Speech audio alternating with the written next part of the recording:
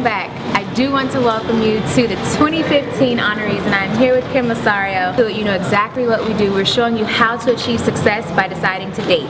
And remember, I don't mean each other. So we're gonna hop right in. So D, decide. What was the deciding factor, or how did you decide that this is what you wanted to do? You are the first and only editor-in-chief for the Source magazine. You are over Jones magazine also. You're an editor there also. So how is it that you made that decision to get here? Well, it's funny because I would say I did not choose my career, but rather my career chose me. I'm a very indecisive person. It takes me an hour just to decide what I'm going to eat. So through college, I really didn't know what I wanted to do. Okay. And then I went to law school, and at that point, I still didn't know whether I wanted to practice. Okay. But throughout that time, I've always enjoyed writing. It was very therapeutic for me. I was good at it. You know, teachers in school would say, "Oh, you're good at this." Or I would get good grades in that subject. So I started just writing for publications as a freelancer, and it really took me along this path because doors opened for me. I started networking, and by the time I got out of school, I had already been involved in this career. So it's still choosing me, but I think nowadays I'm looking to take more control. Like, okay, wait, things are changing, the industry's changing, let me decide where I'm going now. Okay. So would you say writing is a passion of yours? Absolutely. Okay, so then you used your passion to lead you into your purpose. Absolutely. Okay. I'm a firm believer in that. I always say, people get confused and they say, well, I don't know what my purpose is, or I don't know what I want to do. And I always ask the question, well, what are you most passionate about? What is it that keeps you up at night? What is it that makes you want to, you know what, I don't want to do this, I'd much rather do this. Because usually when you follow your passions, it leads into your purpose. Or at least that's just my belief. Yeah, I mean, that definitely is what happened to me. I think even as a writer, I'm still navigating through different industries. So right now I'm dealing mostly with television, and I'm writing behind the scenes for TV. And that's sort of a new career path that I've taken. And I think a lot of people know me from The Source, but before I went back to The Source, I was at BET for 6 years. So I worked in the TV, and then I did in front of the camera stuff. You know, I did the gossip games, so then I was in front. And I've been around TV now for probably the same amount of time that I was in print media. And in online. So I think that's where my writing is really taking me. Okay. Well, I always say evolution is amazing, to see where you started to where you're going, and then to ignite or find new passions, and then to follow those. Like, it's like liberating, because it's like whatever I decide I want to do, I can just do it. I want to do this now, so let's go into this vein. But I have learned, I'll say this, that I am a writer, and I have learned to define myself as a writer, no matter what field I'm in. So I've written a book, I've done the magazine thing, I've written for online, I've done television, and I think for a long time I was uncomfortable with just saying I'm a writer because it didn't have that prestige to it. You know, it's like, oh, what do you do? Oh, if I work at The Source, or you know, I'm working for BET or whatever it was.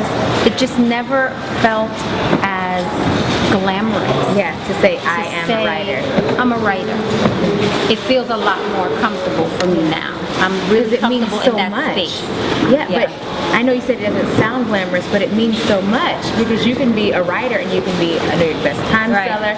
You can be a global, you know, like, writer to me encompasses so much. But I do understand what you mean when you say I wasn't always comfortable, because it isn't as glamorous as executive VP of all of the titles that come, you know, with other roles, right? You can't be like VP of writer. You know, at any company. You can't be like president of writing.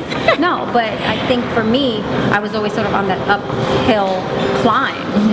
And I wasn't comfortable just acknowledging what I do, which is write and create. Okay. So then now, you graduated law school, and you got a BA in fine arts. So now, clearly you went to school to acquire some of the knowledge, but what are some of the other ways in which you acquired knowledge to get you to where you are? And like, what action steps did you take?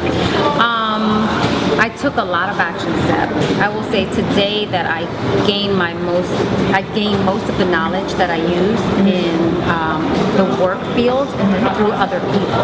Okay. You can Google everything right now, right? Yes. So you go online and you need to know something, and even if you're in a conversation with someone and you don't know what they're talking about, you could hit Google on your phone while they're talking and let me do some research right here. See what this is. Okay, and then so you can speak intelligently on it. Right, but again, I don't think that that really arms me with the proper knowledge, because even when you're searching the internet, even when you're doing research in that way, you've got to sort of look at the situation and say, okay, wait, where do I trust the source of this information? And I think through my relationships with people, I've learned more. I've learned how to trust more. I've learned how to take advice in different areas, because getting the experience is one thing when you're like sort of coming up in your career. And I think when I was younger, I was trying to search for all of this knowledge. But when you meet people and you're just in this normal space, that's where you really get the valuable information, because people are speaking from experience. So I say people give me, what I need, the knowledge I need. Yeah. Okay. So now, tackle every obstacle. Every woman who I've ever spoken to has always said, fortunately,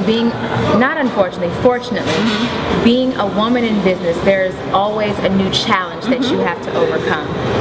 The reason I say fortunately is because it makes you very, very sharp. Right. Iron only becomes sharp by actually sharpening it. You only become a skilled sailor by learning to, rough out those waves. So what are some of the ways in which you overcome obstacles? Because we've all had obstacles. So what are some of the ways in which you overcome obstacles? I think no matter what situation I've been in, I've always felt like I'm being tested, right? That's the obstacle for me. Whatever it is that people may believe, or whoever they may think I am, maybe they're bringing that to a situation, and I've constantly got to prove myself. So I think by using just my experience and my knowledge on things, I've been able to overcome that. But in proving myself, I've also become very honest with people. And so with me, there's no sort of, how do I want to put this? It's just really what you see is what you get, right? And when I talk to people in business, I'm very upfront about everything. And I've realized that if I do that in the beginning, there's no confusion. Right. Moving forward, even if I have to prove myself, like, we'll get to the goal a lot better, because you'll understand what my purpose is, you'll understand where I'm coming from. So I'm always like upfront in the beginning. Okay, I like that. Be honest first, so we don't have to worry about anything later, because this is what it is, this is what it isn't. Are you comfortable with that? Right. Yes, perfect, no, that's fine too. Moving on. Again, I'll go back to me saying I'm a creative person. I get the best results when I solve the business in the beginning, when I deal with the business in the beginning, and then we can get to the creative and we can make, beautiful thing, whatever it is that we're creating, but we've got to get the business out of the way. And so when we do that, I feel like it helps me overcome the obstacles before I even face them. I like that. So very proactive. Yes, be very proactive. Okay. So then now, every day do something. What is it that you do every single day to get you closer to whatever it is, whether it's a new goal, a new vision, a new show, whatever it is? What is it that you do every single day? If I'm being honest, I will say that I probably have a cup of coffee every day. That's about the only thing. There's nothing wrong with that. That's why the only thing that I can say truly happens every day, because I'm very spontaneous. Okay. So one day I'll wake up and I'll decide, okay, I'm gonna write today, and I'll sit somewhere. I have to get out of my house to do it, and I'll just write the entire day. The next day I'll wake up and I don't want to write. I'm like, I can't do this today. I'll find everything else to do. I don't want to do that. I'm like, I have laundry or whatever. I'll do that. So I think every day just being comfortable with where my headspace is and being okay with that. A lot of times as writers you have deadlines and you have to meet those deadlines. Yes. But scheduling is your friend. And if I just schedule things in and I'm comfortable with the time that I need for me to do whatever I have to do personally that may not even be work related, that's when I get the better results, when I do sit down and write. Okay, so become very, very okay with who you are and where your headspace is, and learn to schedule. Scheduling is so important for someone like me because I'm deadline driven. I was sort of raised like that in my career. You have a magazine, this is your deadline.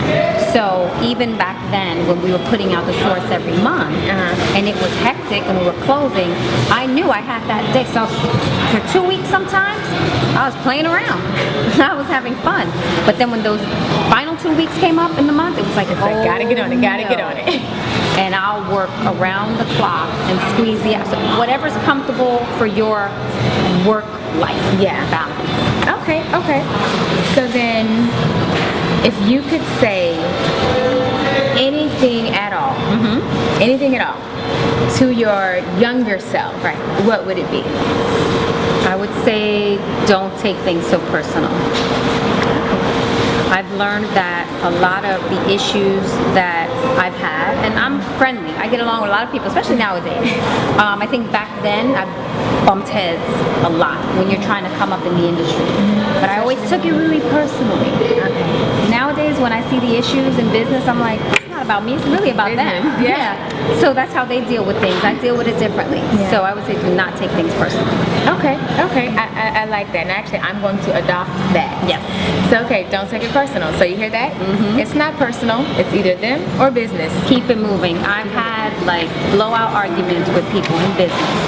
And then the next day, hey, how are you? Job done. Exactly. Don't take it personal. And then so now, if you could describe yourself in 6 words, using 6 words only, what would they be? I think I said indecisive before, right? Indecisive. Complicated. Driven when I want to be. Knowing where your headspace is, Yes. Driven sometimes. Driven sometimes. We'll put an asterisk there. But I definitely can be very driven. Funny. Okay. I can see that. I can definitely pick that up. I want to own that. Someone once told me, you can't tell people you're funny. You just have to be funny. No. I'm like, no, I'm funny. Okay, so then 4, funny. That's fun. That's 4? Yeah. Caring. Okay. That is a very good trait. Can we put bad traits in here too? Because I'm like, yes, whatever you do that. Because I'm like, actually. Remember I told you I was honest? So let's put honest. I see. I put in there that I'm blunt because selfish. I can be very blunt. There's nothing wrong with that. Here's my thing on the whole selfish take. Did I get 6? You got 7, but I'm okay with that. I'm okay with that. I think being selfish puts you in a position to better help others. Because if you are not 100%, how can you then help someone else? If you're falling, how can I pick you up? So if I'm about to trip and fall and I also try and help someone else, we are both going to end up in the snow, freezing, because I'm a true Florida girl. Put the mask on yourself and then put it on the child. Even in the airplane, they tell you the same thing. If we experience anything at all, cover you first and then help someone else. Because you may fall out before you can get it on the person. Now both and then now you both are dead. So no, I don't think that that's a negative trait. Okay. So awesome. So then the last thing, and then I'll definitely let you go, is who have been some of your mentors? Because I'm a firm believer that no one truly makes it in life completely by themselves. You need to self-start, but no one to me has gotten there without the help of someone else. So who have been some of your mentors in life? You know what? I am fortunate to have these mentors, but I feel a way about meeting some of them so late in life. I wish I had known them 20 years ago because I felt like, wow, I would have had a lot of guidance. And it took me a while to get to that point. Maybe it was partially me and not finding these people. But one is definitely Rhonda Cowan, who has been in the industry for a long time. She worked in the early sort of Def Jam days, and when I got to BET, she hired me there as the executive editor for BET Digital, and it was a great working experience for me. Okay. And I also think it was great to have a female sort of show me a lot of growth. And another person I would have to say, and this came later as well, I wish that we had developed a relationship 20 years ago, Yes. but it's Mona Scott Young. And so Mona has been extremely helpful with me in my career later, sort of kind of getting over that hump when you're transitioning, when you've done something and you're ready to do something else. So those are two women who are, I consider to be like mentors. Awesome. So I always want to end it with this, and I do want to thank you so much because I don't take it lightly that any of you amazing women have taken the time to sit with me and to share with you guys how you've achieved your success, because you don't have to share that. So I do want to say thank you to you, and I want to remind, thank you, and I want to remind all of our listeners that no matter what has been, you get to create what will be. Success is possible for you, not just tomorrow, but today. Every single day, remind yourself, I am possible, simply because you are.